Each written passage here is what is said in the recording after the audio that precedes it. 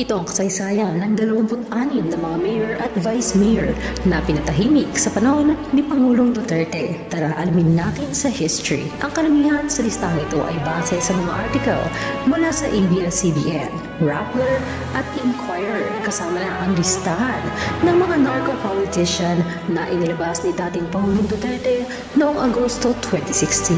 Number 1, Mayor Samsudin Dimauco mula sa bayan ng Saudi Ampatuan sa Maguindanao. Number 2, Vice Mayor Aaron Sampaga mula sa bayan ng Pamplona sa Cagayan.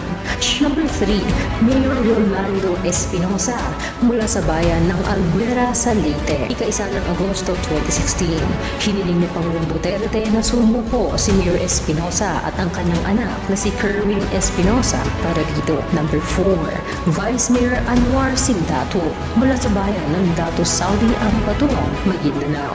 Number 5, Mayor Muhammad Limbona mula sa bayan ng Pantar sa Lanao del Norte. Number 6, Mayor Arsenio Agustin mula sa bayan ng Marcos sa Ilocos Norte. Number 7, Mayor Joven Hidalgo mula sa bayan ng Balete sa Batangas. Number 8, Mayor Reynaldo Parojimo mula sa Ozami City sa Misamis Occidental. Number 9, Vice Mayor Jackson D mula sa bayan ng Rojas sa Oriental Mindoro. Number 10, Vice Mayor John Ungab mula sa bayan ng Ronda sa Cebu.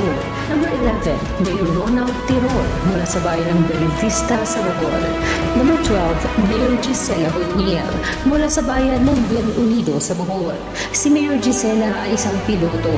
Siya ang kauna-unahang babaeng piloto ng AirAsia sa Pilipinas. Number 13, Mayor Antonio Halili mula sa bayan ng Tanawan sa Batangas.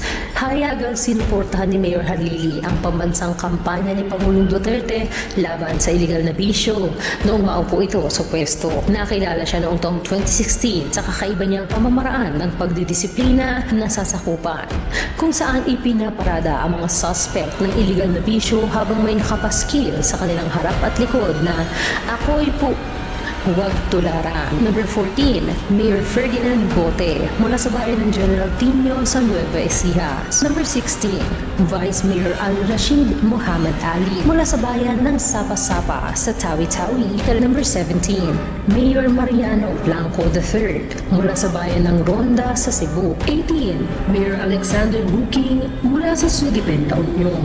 Number 19, Vice Mayor Alfred Concepcion mula sa bayan ng Balawan sa La Union. Number 20, Vice Mayor Sergio Okoy Francisco Emprese mula sa bayan ng San Andres sa Quezon. 21, Vice Mayor Charlie Yuson III mula sa bayan ng Batuan sa Masbate. 22, Mayor David Navarro mula sa bayan ng Clarin sa Misamis Occidental. 23, Mayor Cesar Perez mula sa bayan ng Los Baños sa Laguna. Number 24, Mayor Christopher Curuan mula sa bayan ng Libungan sa Cotabato.